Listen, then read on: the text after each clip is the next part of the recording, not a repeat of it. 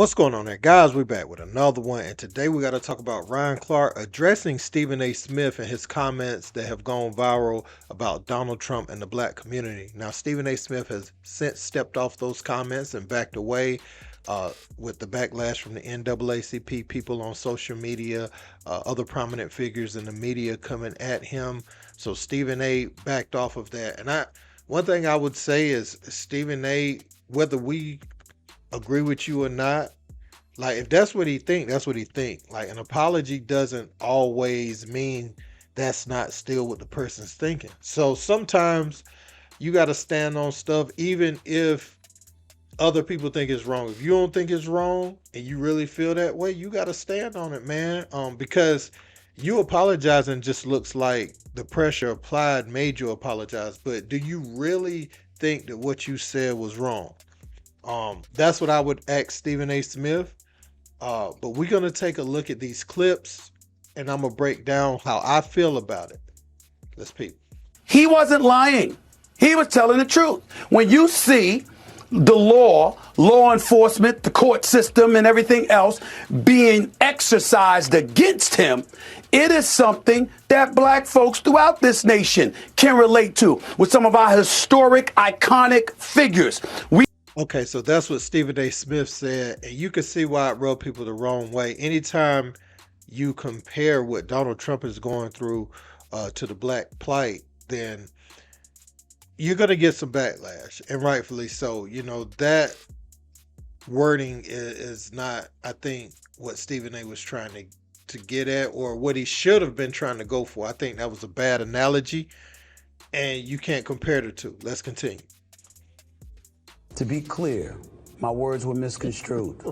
I'm stating right here for the record that my words were taken out of context, misrepresenting and depicting me in a way I found every bit as insulting and disrespectful as folks in Black America evidently felt about what they thought I said. But I'll own it anyway. Because please know that I know the buck stops with me. I'm in the communication business. I've been here for 30 years, so regardless of whatever interpretation that accompanies any words coming out of my mouth, the responsibility ultimately lies with me first and foremost before anybody else. I've always felt that way. I still do. I always will. Period. So Stephen A. Smith had to take some accountability there, and that's, kind of his apology to Black America and people who were offended by what he said, saying that Donald Trump, what he's going through in the media is comparable to what blacks have gone through in this country, which I can't make the correlation. But one thing I will say is when you try to correlate 2 points about two different things, you have to make sure that they are relative in importance to one another. You can't just string together some statements and have one extreme end of the spectrum and another and think that the points are going to connect with the people. Let's continue with Ryan Clark's point. I respect Stephen A. and the platform that he's built, but I respectfully disagree with him here. First off, let's talk about the simple statement that black people can relate to former President Donald Trump based on discrimination by the judicial system. He's not being discriminated against. Nope. What Donald Trump did was make bad decisions. And because of those bad decisions, he's now been investigated. He's now been accused, alleged, and then now prosecuted. The one thing that black people can't relate to is having these run-ins with the law and being the president of the United States of America. We couldn't be the president of the 4-H club if we had this many run-ins with the law. We couldn't be the president of our own HOA. And so I think that's one thing that we need to get out and be very clear on. Also, when you agree with this, you're allowing him to break us down to the lowest common denominator. So you're saying all of these black people who now seem to support you only support you because they connect with you on your run-ins with the law, or only support with you because they connect with you on sneakers. So why can't we connect on diversity, equity, and inclusion? Why can't we connect on better medical care? Why can't we connect on focusing on the mortality rate of black mothers? Why can't we connect on better schooling in the minority communities? So you mean to tell me you think so low of us that we can only connect with you because you've been indicted? That's a very interesting point, and you shouldn't have to always connect on trauma. Some of your connecting points should be things that actually helps people with what's going on in the world. Like he said, the mothers' mortality rates during childbirth, different things like that that make sense. Um, so that is offensive to people of color when someone that's not of the same race tries to look at one of the lowest points in their existence as far as what they were going through, not them as people but what they were going through, and try to connect with that from a privilege standpoint. You know what I'm saying? So if it's not genocide um that you're talking about, you can't relate to genocide. You know what I'm saying? Like, especially talking about your presidential candidacy. That's rich, wealthy, elite people problems. And the problems that blacks in America was having was not that. So trying to connect with that, I think that's wild. But let's continue with Ryan Clark's point. We can only connect with you because you made ugly gold tennis shoes. And I think that's so insulting to even allege that that could be true. And let's really be clear. Nothing about Donald Trump's existence is black. Donald Trump can't speak to the black existence. He can't speak to the historical prejudice and discrimination that black people have faced. Donald Trump has never had to get that talk from his mom.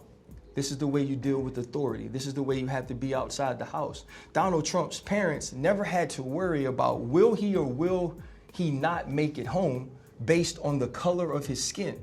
See, the only discrimination we understand, the only run-ins with the criminal justice system that we get is that sometimes you are prosecuted, sometimes you are pulled over, sometimes you are searched based on being black. That's not something we can control. That's not something we were in charge of. That's who we are.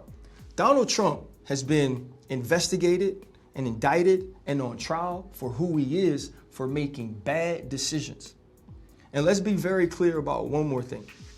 Donald Trump hasn't been black. He will never be black. He doesn't understand what it's like to walk in the black man's shoes. And if he ever did, he'd realize that those shoes are too big and way too uncomfortable for him to wear for a day. And so I think as the support seems to grow for him in certain black communities, we have to be smart about why that support is growing. And we can't attribute with our acknowledgments or with our agreements that the lowest common denominator of us is that we all relate and have an affinity for those who break the law, because that's an untruth. One thing I will say to Ryan Clark is Joe Biden ain't it either, brother. So all this stuff that's going on with the kids and trying to make them be something they not, hey, I'm not rocking with that either. So let's be clear on that, Ryan Clark, as well. But back to his points, about Stephen A. Smith. Yeah, Trump, he said some wild things, man. Dude is to try to say things about black people, to make them feel like they can connect with them is crazy. But I think Joe Biden did the same thing as well when he said, if you don't vote for me, you ain't black. So you look at both of them and you like, yeah. You know what I'm saying? Like that's how you kind of look at both of these clowns, man. But Stephen A. Smith, he really put his foot in his mouth when he said that. You can't compare anything Donald Trump, like a man who was handed pretty much everything that we worked hard all our lives to try to. I'm talking about from a financial and a from a financial security standpoint, we work all our lives to try to get a percentage of that. You know what I'm saying? And we work very hard. Some of us start out, having to eat whatever we can. We're in communities where we're faced with possible pitfalls that affect our lives for the for the remainder of our lives as kids. We have the opportunity to get into things that will be on our record forever as young kids, right? So you don't even have that stumbling block. And if you do, then you're able to get it expunged through your connections and your finances. Us, we don't have that luxury, man. So I think it's offensive. Just come with your policies. Come with what you are gonna do for people. We all know everybody lying, but just put on your best face and try to convince us that you're gonna try to do something for us. But don't try to act like you've been there when talking about our experience, because you haven't. You haven't had to live in there. You haven't had to duck, no shots. They ain't never been shooting somewhere you're at in your neighborhood. You ain't never been outside shooting ball and you hear the gunshots and then you just got to get low, or try to get out of Dodge not knowing where they coming from, which direction, who all shooting. You haven't had that experience. You haven't had to want for a meal. You know what I'm saying? So uh I can't say you ain't had no problems in your life, but you haven't had that, and you haven't had the racial profiling and different things. And I'm a person who, I've always chose the right path, even though the wrong path was there for me. Well, I can't say always. Obviously, we make mistakes and we take some L's, but I haven't had anything that has stuck with me on my record that I did, that would prevent me further from succeeding in life. But I remember one time, I was working as a teenager. I was on my way home and, I stopped. I was stopped by the cops. They had a little traffic stop going. So they let me go. They had the whole area blocked off. They let me go. I go up to the next light. I make a right, go over the railroad tracks, get to the stoplight.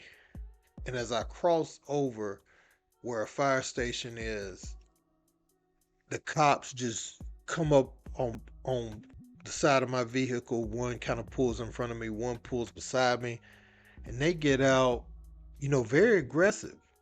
And I'm like, the officers back there just stopped me. But I'm a kid now, but I guess something was going on in the area and I fit a description. But you don't know, like, and this is my first year having my license. So you don't know those pressures of just those type of instances where you ain't even in it, but you in it because of where you from. You know what I'm saying? So, yeah, man, I could go on and on about this, but I want to know your thoughts in the comment section. Let me know what you think. Don't forget to like, share, and subscribe. Till next time. Peace. Skip tweeted something, and although I disagree with the tweet, and hopefully Skip would take it down. I'm not going to take it down. Skip, skip, skip, skip, skip, skip, skip, skip, skip, skip, skip, skip.